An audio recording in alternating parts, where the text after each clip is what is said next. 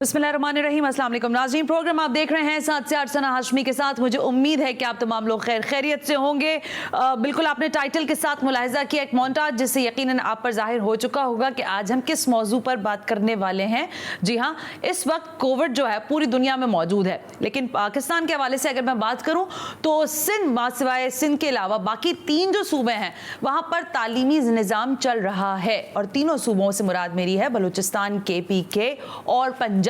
यहाँ पर हमने पूछा, मालूमात हासिल की तो पता चला कि स्कूल चल रहे हैं SOPs के साथ, लेकिन सिंध में सूरत हाल बतदरीज वैसे ही हमें दिखाई दे रही है, बल्कि शायद बढ़ती जा रही है, क्योंकि कोविड की जो परसेंटेज बताई जा रही है वो 15% समथिंग जो है, बार बार यही रेट आ रहा है। कहीं 16 हो जाती है, कहीं पीछे आती है तो फिर 15% पर आकर रुक जाती है। लेकिन इस सब दौरान जो खसारा हो रहा है, जो नुकसान हो रहा है, वो तालीमी निज़ाम का हो रहा है। इस पर मैंने कई प्रोग्राम्स किए और मैं नहीं चाहती थी कि दोबारा प्रोग्राम हो, लेकिन क्या करें, मजबूरी। आप लोगों की जानिब से भी बहुत ज्यादा मैसेजेस और चीजें आती हैं कि इस पर बात की जाए कि बच्चों का मुस्तकबिल आखिर होगा क्या।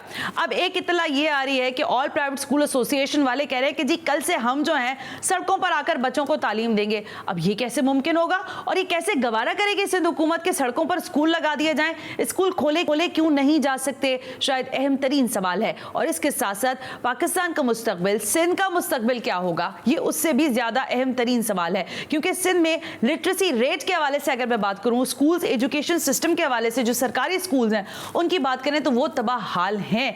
पेरेंट्स इस पर क्या मौक़िफ़ रखते हैं, माहिर तालीम क्या कहते हैं, और फिर खुद ऑल प्राइवेट स्कूल एसोसिएशन वालों का क्या मौक़िफ़ है। इंपॉर्टेंट शख्सियात हैं जिन्होंने आज हमें वक्त दिया है। सबसे पहले तशरीफ फरमा है तारिक शाह, चेयरमैन है ऑल प्राइवेट स्कूल एसोसिएशन से। तारिक, वेरी मच कि आप तशरीफ लेकर आए। माहिर तालीम है और खुद कैम्ब्रिज के एक स्कूल में ज़ाहिर उस्ताद की हैसियत से काम भी कर रही हैं, इफ़त नवीद साहिबा। मैडम, आपको वेलकम करती हूँ, बहुत बहुत शुक्रिया कि आप तशरीफ लेकर आई। वाया स्काइप मुझे ज्वाइन करने जा रहे हैं Hamood Rab Jafri, general secretary all Sindh parents association. Later on हमें ज्वाइन करेंगे सैयद सरदार शाह साहब जो कि वजीर तालीम सिंध है। लेकिन मैंने बाकी तीनों जो सूबे हैं उनके वजीर तालीम और तर्जुमानों को भी जहमत दी कि जरा उनसे भी पता कर लें कि क्या हो रहा है। फिर सिंध में हमें ये इत्तलात हैं कि तमाम अपोजिशन जमातें कह रही हैं कि सिंध हुकूमत अकेले अकेले फैसले कर रही है, ये सारे हमें ऑन बोर्ड नहीं लेती। तो क्या नुक्ता नजर है अपोजिशन जमातों का, इस पर भी बात होगी और इसके लिए मुझे ज्वाइन करेंगे नुसरत सहर अब्बासी। तारिक, आपसे बात का आगाज किए लेते हैं। मुझे ये बताइए कि ये जब से कोविड को अब दूसरा साल खड़ा हो गया है जहां हम आकर खड़े हुए हैं, जब बिल्कुल स्टार्ट का था, पीक का टाइम था, उस वक्त भी आप लोगों के बहुत ज्यादा कंसर्न्स थे, लेकिन अब क्या मामला हो गया? क्योंकि ये जो आप ऐलान कर रहे हैं कि हम सड़कों पर आकर बच्चों को तालीम देंगे, ये तो मुझे सिवाय एक डायलॉग किससे ज्यादा की बात लग नहीं रही है। क्या कहिएगा?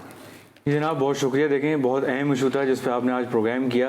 देखिए, मकसद सिर्फ यही है कि जो हमें बहालत मजबूरी ये बयानात देने पड़े, इस पे एक्शन लेने जा रहे हैं कल इंशाल्लाह हम। देखें, हम भी नहीं चाहते कि हम रोडों पर आएँ। मैं खुद बदारत खुद एज बीइंग चेयरमैन इसके अगेंस्ट था कि हमारे बच्चे, हमारे टीचर्स, हमारे असातिज़ा रोडों पर ना आएँ। हम टेबल टॉक करेंगे, लेकिन अब शायद हम उस नहज पर पहुँच चुके हैं कि अब शायद हम इस पर अब ज़्यादा बिलीव हो गया है कि इस मुल्क के अंदर जो भी रोडों पर आता है ना, उसी के मामला तय होकर उसी के मामला जो है मान लिए जाते हैं, उसी के मुतालबात मान लिए जाते हैं। तो हम कल जो है वो प्रोटेस्ट जो करने जा रहे हैं उसमें असातिज़ा भी होंगे, माँ बाप भी आ रहे हैं बहुत बड़ी तादाद के अंदर। अच्छा। और बच्चे भी उनके साथ आएंगे और हम वहाँ पर एक आउटडोर क्लासरूम का मॉडल पेश करने जा रहे हैं, क्योंकि शायद हमें अब ये लगने लगा है कि स्कूलों के अंदर कोरोना छुपता है और इसी वजह से जो है वो स्कूलों को खोला नहीं जाता। बाकी सारे आउटडोर डाइनिंग तो हो रही होती है। देखिए, आउटडोर डाइनिंग हो रही है, आउटडोर शादियां अलाउड हैं, मॉल्स अलाउड हैं, तो आउटडोर स्कूल भी अलाउड आउटडोर स्कूल भी अलाउड होना चाहिए, क्योंकि शायद अब स्कूल की बिल्डिंग के अंदर सारे कोरोना वहीं छुप जाता आकर और कहीं नहीं छुपता। अच्छा तारिक, इस पे सीरीज मुझे आगे डिबेट को लेके चलना है, लेकिन इफ़त साहब आपको शामिल गुफ्तगू करते हुए, ज़रा आप माहिर तालीम हैं, खुद भी आप एजुकेशन सिस्टम को जानते हैं, कैम्ब्रिज सिस्टम के हवाले से भी मैं आपसे आगे चल के बात करूंगी, लेकिन क्या वाकई बच्चों की नफ्सियात और बच्चे वाकई अब परेशान हो रहे हैं? क्योंकि कुछ एंजाइटी, कुछ चीज़ें बच्चों की मेरे पास भी आई हैं, वो मैं भी चलाऊंगी कि वो अब जैसे कहते हैं ना अपील कर रहे हैं कि हमें स्कूल जाने दें। आपके पास क्या कंसर्न्स आ रहे हैं और आ भी रहे हैं या नहीं? बिल्कुल, अभी जब पिछले दिनों हुकूमत ने ऐलान किया कि स्कूल 23 से खुल जाएंगे तो सारे बच्चे बहुत खुश थे और हम लोग ऑनलाइन क्लासेस ले रहे थे, तो उस वक्त भी बड़े पुरजोश थे और हमसे कहते थे कि मिस अब हमें नहीं पढ़ाएं, अब हम ऑनलाइन ही। तो हम उनको कहते थे ठीक है 23 से, अब आप अच्छा ऐसा करते हैं हम सम अप कर लेते हैं। तो हम यही कर रहे थे और बच्चे वाकई बहुत पुरजोश थे। लेकिन अचानक से एक तो हुकूमत कन्फ्यूज़ बहुत है। एक दिन पहले ऐलान किया कि हम स्कूल खोलेंगे, एक दिन बाद कह रहे हैं कि हम ताहुक्म सानी जी। स्कूल बंद रहेंगे। ये लेकिन जुमे को एक कमेटी जो है वो बैठेगी, उस पर कंसेंसस होगा। तारिक साहब, सैयद सरदार शाह साहब के आने के बाद, क्योंकि पिछली भी मीटिंग्स मैंने आप लोगों की देखी हैं, जब सईद गनी साहब ज़ाहिर वज़ीर तालीम थे, शाह साहब के आने के बाद आप लोगों के जो ये वाले मसाइल हैं, जैसे अब आप खोलना चाह रहे हैं, तो ये क्यों नहीं एड्रेस हो सके? क्योंकि आपकी तो हर मेरा ख्याल है दूसरे वीक के बाद एक मीटिंग होती है, उसके बावजूद आप उसी जगह पे खड़े हुए हैं, क्यों? देखें, एक बहुत अजीब सी बात यह है कि स्टीयरिंग कमेटी के इजलास को मजाक बना दिया गया है। पूरे सिंध से तमाम चेयरमैन बोर्ड, तमाम स्टेक होल्डर्स आकर बैठते हैं। अच्छा। और इवन इस वाली मीटिंग के अंदर तो अजरा पेचू खुद मौजूद थी, मिनिस्टर हेल्थ और मिनिस्टर एजुकेशन दोनों मौजूद थे। और उन दोनों के पॉइंट ऑफ व्यू ये था कि तालीमी नुकसान बहुत हो चुका है, अब तालीमी इदारे खोल देने चाहिए। इवन डॉक्टर अजरा पेचू जो हैं, उनके अल्फाज ये थे कि हमारे बच्चे 3 साल पीछे चले गए एजुकेशन के अंदर। बिल्कुल ठीक बात। और she was very much agreed कि अब 23 से स्कूल खुल जाने चाहिए थे, और पूरे फोरम ने कंसेंसस के साथ ये फैसला कर लिया था। तो लेकिन ऑल ऑफ अ सडन जो है वो हेल्थ मिनिस्ट्री का बयान बदल गया कि उन्होंने भी तजावीज़ देनी शुरू कर दी कि अब जो है वो हमारा मुश्किल लग रहा है कि हम तालीमी इदारे खोलें। और सीएम ने विदाउट एनी कंसेंसस या स्टेक होल्डर को लिए हुए, हम तो कहते थे, हमारा शायद ये एक दुख था कि हमसे पूछा नहीं जाता, लेकिन कल हमें ये पता चला कि किसी भी सियासी जमात से जो है ना मुशावरत नहीं की जाती। आपके मैंने सारी तस्वीरें जो सारी चल रही हैं सोशल मीडिया पे मैंने देखी, आप तमाम ही ऑपोजिशन जमातों के पास गए।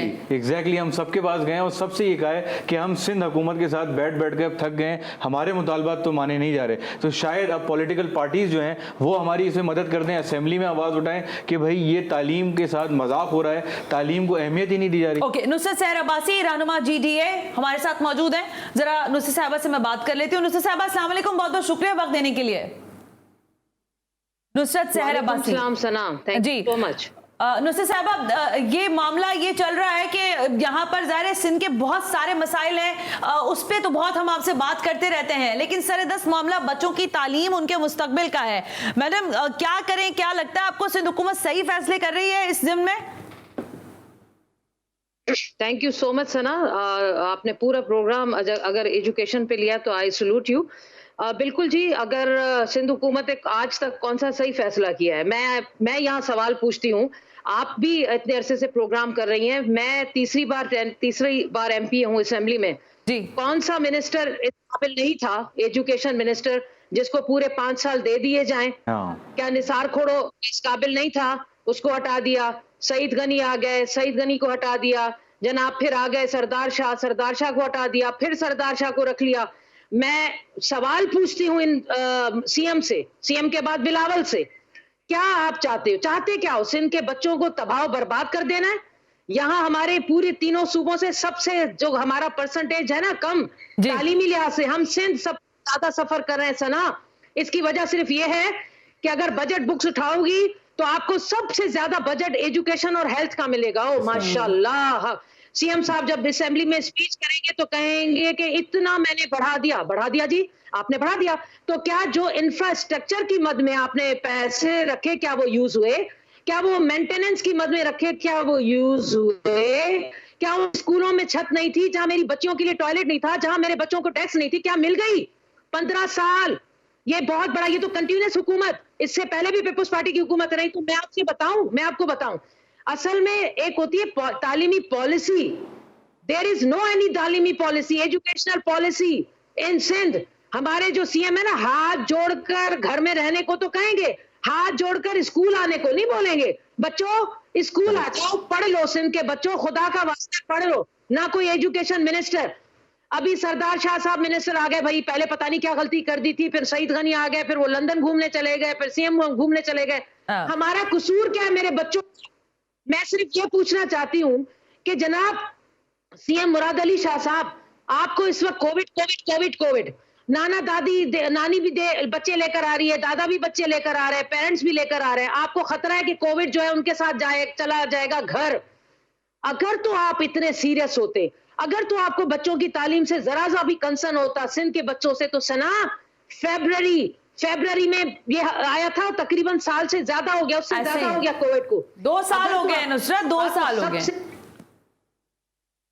2019 आई थिंक, मतलब अगर मैं गलती नहीं कर रही हूँ, ठीक है, सही है। अगर 2020 या 19 में आए तो मैं आपसे सिर्फ सवाल ये पूछती हूँ सीएम साहब से आपको इतना भी अगर दर्द होता ना तो आप क्या करते, ये मेरी एक सजेशन है, अगर इस पर अमल अब कर दिया जा सना, जो कह रहे हैं कि ताहुक्म सानी स्कूल नहीं खोले जाएंगे। अगर आप चाहते ना, जो आपने एक्सपो सेंटर में तमाशा मचाया, जो आपने हर हॉस्पिटल के बाहर, मैं खुद विटनेस हूं, मैंने देखा, मेरे खुदाया, ये आप वैक्सीन करवा रहे हैं लोगों को या आप उनको मौत के करीब ले जा रहे हैं? जिस तरीके से लोग सारी रात 3-3 बजे तक वैक्सीन करवा रहे हैं, क्यों? कि सिम बंद हो जाएगी, तनख्वाह नहीं मिलेगी और हजार मसले। अगर स्कूल में असातिज़ा, इन्हीं स्कूलों को कब से बंद हम कर रहे हैं, हमारे बच्चे घरों में इस तरह की अजीब किस्म की बातें करने लग गए, घरों में रह रह के हमें भी नफसियाती कर दिया उन्होंने। तो जनाब यहाँ पर अगर तो सीएम चाहता तो हर स्कूल में एक सेंटर बना देता, हर स्कूल, गवर्नमेंट स्कूल को और प्राइवेट स्कूल के, कि ये वैक्सीनेशन सेंटर है। अब स्कूल की जिम्मेदारी, अपने असातिज़ा को भी वैक्सीनेट करो, पेरेंट्स जो आ रहे हैं उसको भी वैक्सीनेट करो, जो ट्रांसपोर्ट के ड्राइवर है, जो पियोन है, सबको वैक्सीनेट करो, दादा नाना दादी जो भी आता है उसको वैक्सीनेट करो। बच्चे एक एक स्कूल अपना पूरा कंप्लीट कर लेता, आराम से हमारे बच्चे तालीम भी हासिल कर लेते। और मैं आपको बता दूं, ये जो इन्होंने कहा है ना कि जब तक वैक्सीनेट नहीं होंगे मैं स्कूल नहीं खोलूंगा, मैं आपको चैलेंज करती हूँ कि देखें कितने एक हफ्ते में ही हो सकता है। Not possible. पूरी सिंध में ये आज तक नहीं कर सके। इन्होंने तो ये एक्सपो और इसमें लाइनें लगा लगा कर ये कहा कि सिमें बंद हो जाएंगी। कितनों की सिमें बंद हुई सना? Do you know? सिमें बंद हो गई, तनख्वाह बंद हो गई, लोगों अब क्या हो रहा है? अब क्या हो रहा है? ये सिर्फ और सिर्फ दुनिया को दिखाने के लिए, पूरे तीनों सूबों को, पाकिस्तान को बाहर, कि सिंध सबसे ज्यादा एफिशिएंट है, हर लिहाज से सबसे आगे है और हम लोग ये बेहतरीन अमल कर रहे हैं। इधर तालीम के मिनिस्टर को बिठाते हैं, इधर इंफॉर्मेशन को मिनिस्टर को बिठाते हैं। I got your point, Nusrat, and you are very much, I think, right कि हमें शायद इसी तरह की इनिशिएटिव्स लेने की ज़रूरत थी। मैं वापस भी आती हूँ, लेकिन मुझे अब शायद ये सवाल करना है, बाकी दो सूबों के हवाले से भी मैं बात करना चाहूँगी, बल्कि तीनों सूबों की, कि पंजाब, KPK और बलूचिस्तान में सिस्टम कैसे चल रहा है। देखिए, आबादी के लिहाज से बलूचिस्तान ज़ाहिर कम है, लेकिन कोविड के मामला वहाँ पर भी बड़े ख़तरनाक थे। KPK के अंदर उससे ज़्यादा ख़तरनाक थे, पंजाब में भी बहुत ज़्यादा ट्रिगर हो गया था। लेकिन ये लोग आप किस सिस्टम के तहत बच्चों को स्कूल भेज रहे हैं? और अगर यहां पर सिंध में ये निजाम रुका रहता है, रिव्यू करना चाहती है सिंध हुकूमत एक हफ्ते के लिए, या सिर्फ मैं इस लफ्ज को इस्तेमाल कर रही हूं कि सिर्फ टसल में तो नहीं बंद कर रही है, कि एक दूसरे से रिफ्ट में तो नहीं बंद कर रही कि स्टीयरिंग कमेटी के इजलास में ये बात हो गई तो जी अब हम नहीं खोलने देंगे। अगर ये मामला है तो आप पाकिस्तान के मुस्तकबिल से खेल रहे हैं सर, और इस पर खेलने की शायद मेरी तो कोई हैसियत नहीं, लेकिन बाकी सारे लोग आपको इसकी इजाजत नहीं देंगे। एक ब्रेक शामिल करते हैं, ब्रेक से वापस आकर अब इस मामले पर बात करेंगे कि तारिक शाह साहब जो ये बात कर रहे हैं, वैसे मैं इसी पे पूछ लूं ब्रेक से पहले, तारिक, ये जो आप बात कर रहे हैं ना कि सड़कों पर आप खड़े हो जाएंगे कल से, और एक आपने कहा कि एक मॉडल आप क्लासरूम लगाएंगे, आपको पता है उसके लिए आपको परमिशन लेनी पड़ेगी?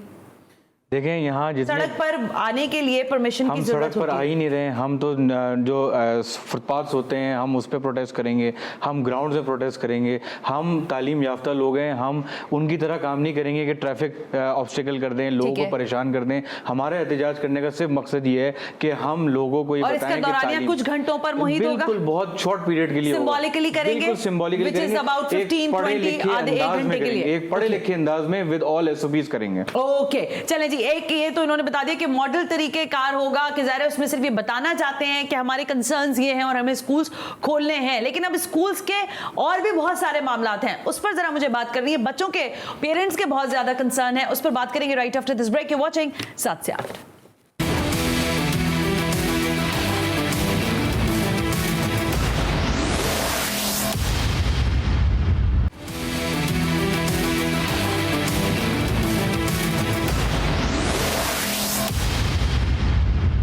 हम ब्रेक पर थे और ब्रेक पे जाते हुए मैंने आपसे कहा कि ज़ाहिर है ये तो स्टेक होल्डर्स हैं, लेकिन पेरेंट्स भी एक बड़े स्टेक होल्डर्स हैं। जो पेरेंट्स हमें कंसर्न भेज रहे हैं उसमें तो ये है कि बच्चे सारा वक्त घर में रह कर खुद भी परेशान हो रहे हैं और ज़ाहिर उनके साथ साथ पेरेंट्स भी परेशान हो रहे हैं। कुछ बच्चे आज कुछ कह रहे थे, ज़रा पहले वो सुनवा दूँ। वो चीफ मिनिस्टर से ये अपील कर रहे हैं कि प्लीज़ स्कूल जाने दें, मुझे स्कूल जाना है। क्या कह रहे हैं बच्चे, बच्चियाँ ज़रा सुनवाइएगा, फिर मैं ज़रा जाती हूँ हम उधर अब जाफरी की तरफ।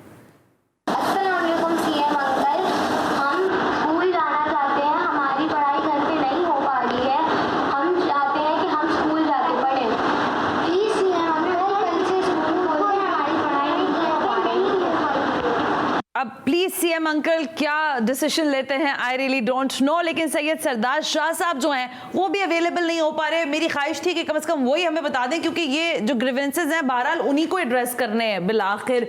हमूदुर अब जाफरी साहब, कल सिंबॉलिकली ऑल सिंध स्कूल पे जो है प्राइवेट स्कूल एसोसिएशन वाले एक मुजाहरा कर रहे हैं जिसका मकसद है कि बच्चों को स्कूल जाना है। क्या आपके बच्चे और आप उस मुजाहरे का हिस्सा बनने जा रहे हैं या नहीं?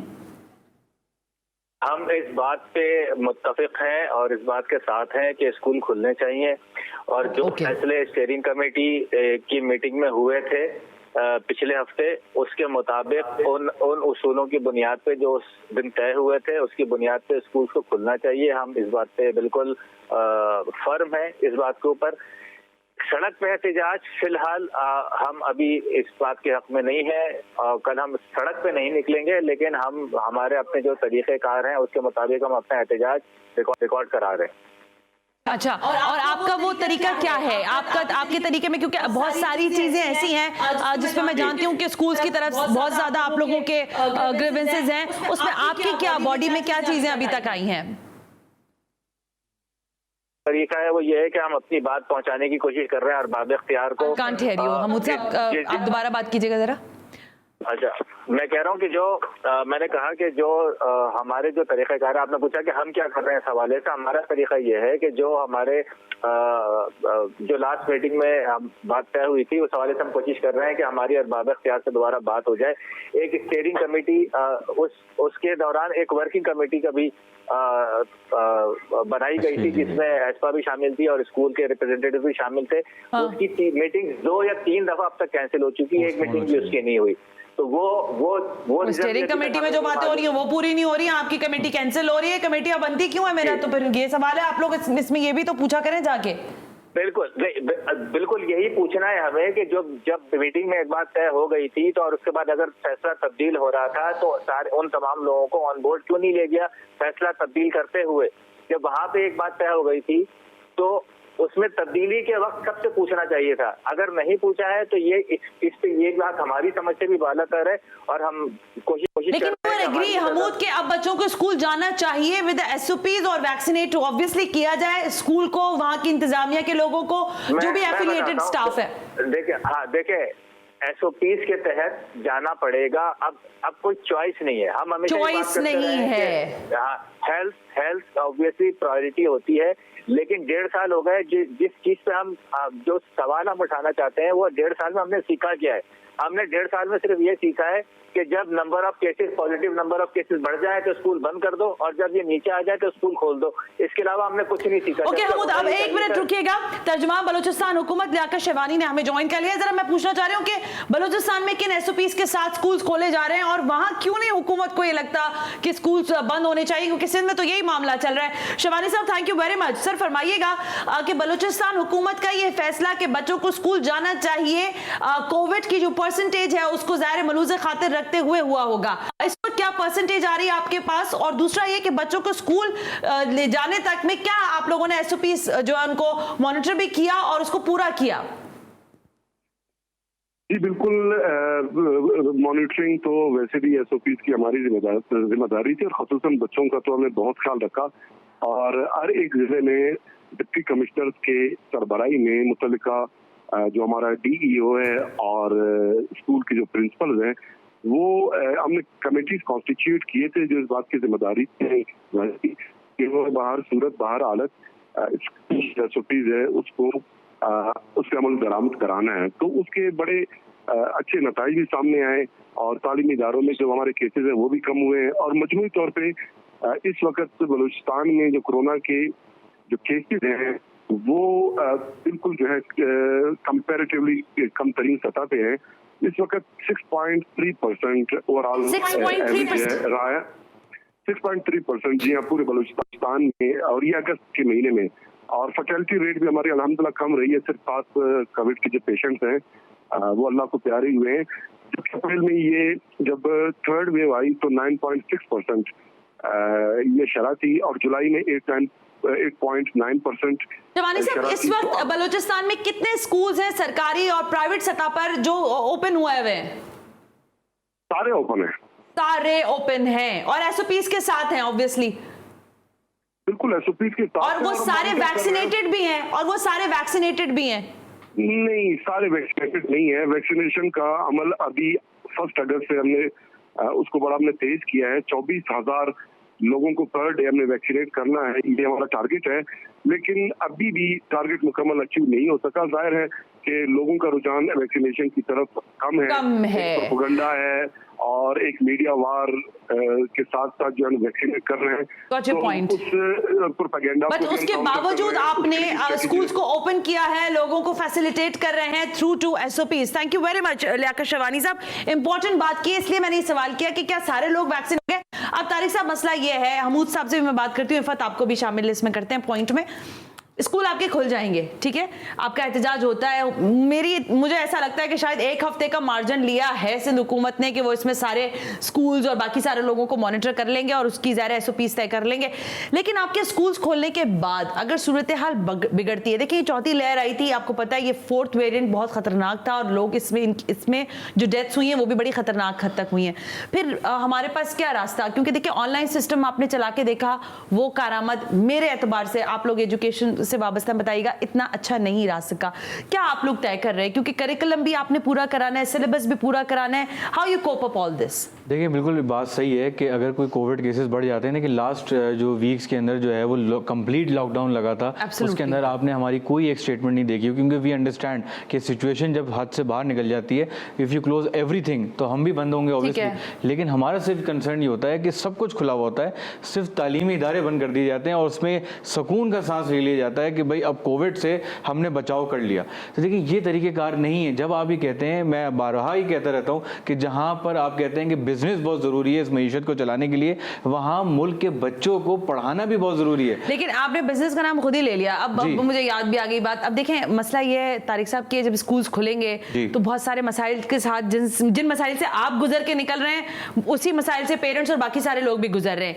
अब क्योंकि स्कूल जो आप खोल रहे हैं ये अगस्त में खुल जाएंगे या एंड ऑफ अगस्त में, चले सितंबर में ही खोल लें अगर आप, तो इसके बाद आप फीसेस का जो तरीकेकार है वो क्या तय करेंगे, क्योंकि लोगों के पास शायद इतनी नहीं हो पॉकेट कि वो आपको फौरी तौर पर वो तमाम तर फीस जो है वो पे ऑफ कर सके। देखिए पॉकेट की तो बात ही नहीं है यहाँ पे, क्योंकि सारी चीज़ें तो खुली हुई हैं, तमाम शोबे खुले हुए हैं, तमाम इंडस्ट्रियाँ खुली हुई हैं, तमाम बिजनेसेस खुले हुए हैं। नहीं, मैं आपको बताऊँ ना, अभी जो हमारा जो तालीमी इदारे, जिस इदारे में मैं पढ़ाती हूँ, कैम्ब्रिज सिस्टम से, हाँ कैम्ब्रिज सिस्टम से, लेकिन वहाँ पर कितने ही डिफॉल्टर बच्चे और कितने ही बच्चों को फ्री एडमिशन दिए, फीस में बहुत ज़्यादा रियायत के, बहुत ज़्यादा 5-5 मेरे इदारे में जो मेरी ओनर है वो 5-5 लाख रुपए, जैसे अगर किसी के 5 बच्चे, उन्होंने 6 महीने से फीस नहीं दी, लेकिन फिर भी हम कहते हैं आ जाओ आज, जैसे पेरेंट्स कहते हैं ना कि घर बिठा देते हैं, क्योंकि वो बेचारे ड्रॉप ऑफ भी बहुत हुआ है ना पिछले ये देखिए कि छोटी क्लास में एडमिशन ही नहीं हुए जो प्ले ग्रुप है। मैं जरा नुसरत से एक बात का जवाब ले लूं, फिर मैं जरा हमूद साहब की तरफ जाती हूँ। नुसरत साहब, ये जो कल symbolically all private school association वाले ये दिखाना चाहते हैं सिंध हुकूमत को कि हमें, हमारे बच्चे कह रहे हैं कि मुझे स्कूल जाना है, स्लोगन शायद ये लोग दे रहे हैं इस चीज का, तो आप समझती हैं कि आप इसको सपोर्ट करती हैं? और सेकेंडली मैं आपसे पूछना चाहती हूँ कि पेरेंट्स के बड़े कंसर्न है, नुसरत, लोग ये पेरेंट्स ये कहते हैं कि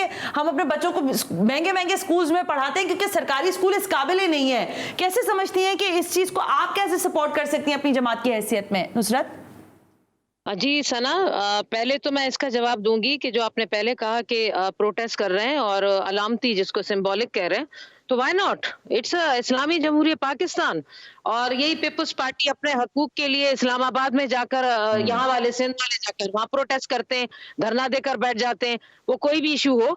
तो जब प्रोटेस्ट करना हर किसी का राइट है, तो व्हाई नॉट के हमारे प्राइवेट स्कूल वाले या गवर्नमेंट वाले या जो भी है, ये तो हर किसी का राइट। अब क्या तरीका रह जाता है अपना पॉइंट ऑफ व्यू आप तक पहुंचाने के लिए? तारिक ने वो बताया कि जब मीटिंग्स हुई तो और किसी जमात, लाजमी हमें भी नहीं पता, सीएम हमें इस काबिल ही नहीं समझते। सीएम सिंध जो है वो कहने को तो ये लोग कहते हैं बिलावल कि मैं जमहूरी उसको जताऊं, और दूसरे सूबों के जाकर दर्द और उसमें जाकर बोलते हैं। अपनी सिंध का उनको नहीं समझ आता कि यहाँ एक जमहूरियत है और इस जमहूरियत में अपोजिशन को साथ लेके चलना है। चाहिए, हर जगह इनको बुलाएं, बैठे, इनसे पूछें कि भाई आप भी कहीं से कोई लाखों वोट लेकर आए या कुछ हजार वोट लेकर आए, आपका भी कोई ना कोई हक बनता है, तो मुझे बताएं कि क्या करें। वो खुद को सुपरमैन कहती हूँ, मैं समझती हूँ कि मैं हमेशा कहती रही हूँ कि वो खुद को सुपरमैन समझते हैं, क्योंकि बिलावल ने उनको ज्यादा सर पे चढ़ा रही है। बिलावल कहते हैं मुझे एक ही वजीर आला चाहिए, मुराद अली शाह, मुराद अली शाह, मुराद अली शाह। हाँ। भाई अब अगर हालत है ना तो फिर यही होगा। ये इनका बिल्कुल राइट है। दूसरा, आपने कहा कि पेरेंट्स की बात, मैं खुद पेरेंट हूँ जी, मैं खुद मदर हूँ। मेरी भी बच्चे स्कूल में, एक बच्ची पढ़ती है, और ये जिस तरीके से फीसेस का और ये सिलसिला, एक बात बताऊं मैं आपको जी प्लीज। ये जो ऑनलाइन कौन कितने परसेंट स्कूल कितने परसेंट पेरेंट्स के बच्चे ऑनलाइन पढ़ रहे होंगे, मुझे कोई बताएगा? Only 1%, only 1%। हाँ, और ओनली 1%, उसमें भी घरों में क्या हर बच्चे के लैपटॉप है, हर बच्चे के पास मोबाइल है, या हर माँ बाप अपने बच्चों को मोबाइल देंगे, लो भाई जाओ जाकर ऑनलाइन क्लास। भाई खुदा का वास्ता है, हम लोग सिंध में हैं, यहाँ पर एक एलीट तबका है जो कि चलो अपने हर बच्चों को बड़े बड़े मोबाइल और लैपटॉप, हम जैसे कि हमसे जो बिल्कुल मुतवस्सित तबका है, उनके घर में 1 या 2 या 3 टच मोबाइल होंगे ना। मेरे कई जानने वाले, वो सारा दिन जब तक बच्चे की ऑनलाइन क्लास होती है उसका मोबाइल उनके पास होता है। अब उसकी 1000 कॉल्स आए या कुछ भी, बेचारा या माँ या वो बैठेंगे, बेटी जो है वो ऑनलाइन ले ले। उसके बाद बच्चों का प्रॉब्लम ये है, मैं आपको बताऊं, बच्चियां हैं 8वीं 9वीं की क्लास की, तो वो तो कैमरा ऑन ही नहीं, टोबागो है, अगर क्लास है नहीं पता नहीं हमारी क्या शक्ल है, क्या बहुत सारे प्रॉब्लम है भाई, खुदा का वास्ता है। अपने तरीके से स्कूलों खोलो, बच्चों को वहां लाओ, वैक्सीनेट करना है। 1 हफ्ता भी बहुत बड़ा है सना, अगर विल है ना। Absolutely right. There is a will, there is a way. Absolutely right. Nusrat, break ले लेते हैं, जरा ब्रेक से वापस आते हैं। अब मैं कह रही हूँ ना, ये एक ऐसा टॉपिक है जिसकी बहुत सारी वजह है। एंजाइटी, नफ्सियात का जो अभी नुसरत एक बात कह रही थी कि वाकई नफ्सियाती हो गए बहुत सारे बच्चे भी, और उनके पेरेंट्स भी। वो कह रहे हैं कि इन बच्चों को स्कूल के जो 4 घंटे 5 घंटे पेरेंट्स को मिलते थे घर में या माँ को मिलते थे, वो भी ज़ाहिर मुतासर हो रहे हैं। बच्चों की सेहत मुतासर हो रही है, वो पढ़ाई की तरफ रागिब नहीं हो पा रहे, दोबारा से ट्यूशंस नहीं जा रहे, और बहुत सारे इश्यूज है। लेकिन अगर स्कूल खुल गए तो फिर यही पेरेंट्स शायद ये शिकवा भी करेंगे कि हमारे पैसे और हमारी जो फीसेस हैं उसके अंदर भी किसी तरह की कटौती की जाए, क्योंकि पिछले कई दिनों से, कई अरसे से मईशत का पहिया नहीं सही चल रहा। जरा इस पर डिबेट करते हैं right after this break. You watching 7 से 8।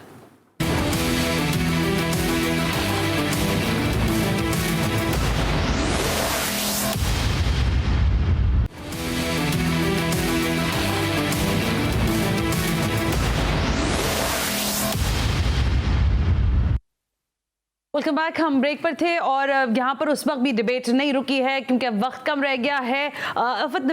इफ़त साहबा, मैं आपसे ज़रा पूछना चाह रही हूँ कि अब ये सारा जो सिचुएशन हमारे सामने है, इसमें ज़रा फ़ी का इशू भी है पेरेंट्स की जानिब से, उसको आप लोग एड्रेस करके कह रहे हैं कि हम स्कूल्स वाले कोशिश करते हैं कि बच्चे ज़्यादा से ज़्यादा आएँ, क्योंकि पिछले दोबारा जब स्कूल खुले थे तो ड्रॉप ऑफ बहुत था।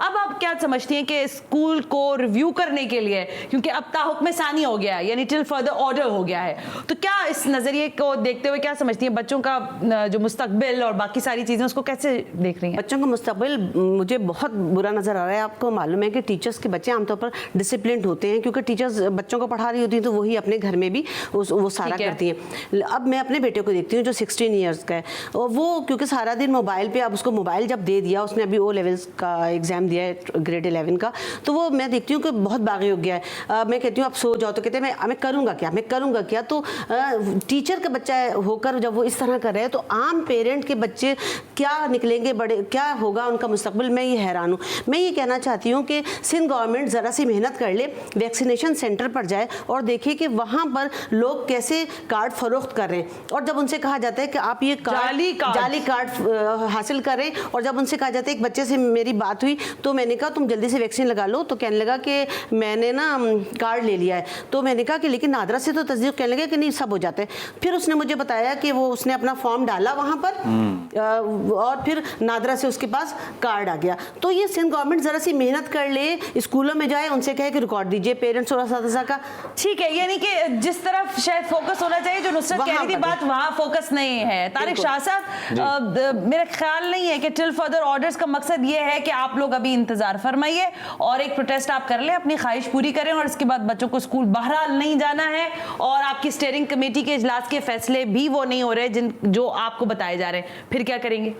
देखिए आगे का लाइमल तो ऑब्वियसली करेंगे, लेकिन ये एक प्रोटेस्ट नहीं है, ये हमने तालीम बचाओ तहरीक का जो आगाज़ किया है ये कंटिन्यूसली अब चलती रहेगी। अब शायद मुजाहरे नहीं रुकेंगे और आपके चैनल की तवज्जो से मैं आप तमाम पेरेंट्स, स्कूल ओनर, टीचर सबसे ये रिक्वेस्ट करना चाहूँगा कि अब आपको अपने बच्चों के लिए और अपने तालीम के लिए खड़ा होना पड़ेगा, क्योंकि शायद अब सिंध गवर्नमेंट जो है की जो हमेशा नीयत नज़र आती थी कि वो प्रायोरिटी नहीं दी हुई तालीम को, अब आपको खड़ा होना पड़ेगा, आपको एहतजाज करना पड़ेगा और आगे बढ़ना पड़ेगा, क्योंकि अब जब तक हम रोडों पर नहीं आएंगे हम प्रोटेस्ट नहीं करेंगे। हाँ, लेकिन प्रोटेस्ट पीसफुल होगा, बहुत महज़ब अंदाज में होगा, एजुकेशनिस्ट अंदाज में होगा, क्योंकि हम एजुकेशनिस्ट हैं, हमें अपना प्रोटेस्ट एक महज़ब अंदाज में देना है। तो आप सब जमा हो और अपनी आवाज़ उठाएं, अपनी आवाज़ उठाएं। तालीम बचाओ तहरीक है ये, तालीम बचाओ तहरीक है, इसका हिस्सा बने ये कह रहे हमूद और अब साहब। तो तालीम के लिए तो आपको इस तहरीक का हिस्सा बनना चाहिए और आपको हाथ मजबूत करने चाहिए, क्योंकि अब आप मेरी इत्तलात हैं, फिर इस पर मुबारकबाद भी। पिछले प्रोग्राम्स पे तो हम बात करते रहे, स्टीयरिंग कमेटी का हिस्सा भी बन गए।